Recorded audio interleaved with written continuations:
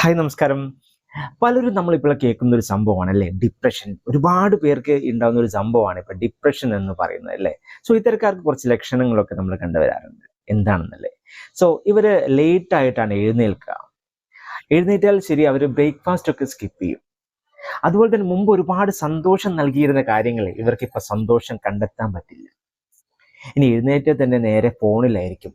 രാവിലെ തന്നെ ലേറ്റ് എഴുന്നേറ്റാലും ഫോണിലായിരിക്കും കൂടുതൽ സ്പെൻഡ് ചെയ്യുക. ഇനി കടുത്ത നിരാശയും ടെൻഷനും കാര്യങ്ങളൊക്കെ ആയിരിക്കും ഇവർക്ക്. ഭയങ്കര ക്ഷീണവും കാര്യങ്ങളൊക്കെ ഉണ്ടാവും. പിന്നെ ഇവർ മൂഡ് സ്വിങ്, അതായത് നമ്മുടെ കാലാവസ്ഥയേക്കാൾ വേഗത്തിൽ നമ്മുടെ മൂഡ് ചേഞ്ച് ആവും. നമ്മുടെ ഇപ്പം ചിന്തിക്കുന്നതായിരിക്കില്ല പിന്നെ ചിന്തിക്കുന്നത്, അങ്ങനെ മൂഡ് സ്വിങ് ഒരുപാട് അനുഭവപ്പെടും. ഇനി ശ്രദ്ധക്കുറവും അതുപോലെ തന്നെ മറവിയും ഒക്കെ വരാൻ ചാൻസ് കൂടുതലാണ്. അപ്പോൾ ഇത്തരം ലക്ഷണങ്ങളൊക്കെ ഉള്ളവർ ഡിപ്രഷൻ ഉണ്ടാവാൻ ചാൻസ് കൂടുതലാണ്. ഇവരുടെ ലക്ഷണങ്ങളാണ് പറയുന്നത്. ഇനി നമുക്കിതെങ്ങനെ ഓവർകം ചെയ്യാൻ പറ്റും?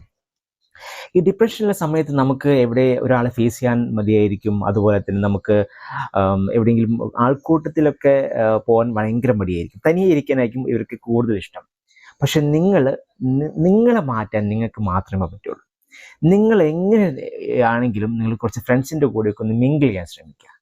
ഇനി ഏറ്റവും വലിയൊരു കാര്യം തന്നെ നേരത്തെ എഴുന്നേൽക്കുക എന്നുള്ളതാണ്. നേരത്തെ എഴുന്നേറ്റ് കുറച്ചൊന്ന് നടക്കാൻ പോവുക.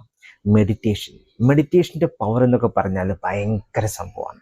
നിങ്ങളൊന്ന് മെഡിറ്റേഷനൊക്കെ ചെയ്ത് ഞാൻ സ്റ്റാർട്ട് ചെയ്താൽ തന്നെ നിങ്ങൾക്ക് ഒരുപാട് ചേഞ്ചസ് വരാൻ തുടങ്ങും. അപ്പം ഡിപ്രഷനുള്ള ആളുകൾ ഇതൊക്കെ ഒന്ന് പരീക്ഷിച്ച് നോക്കുക.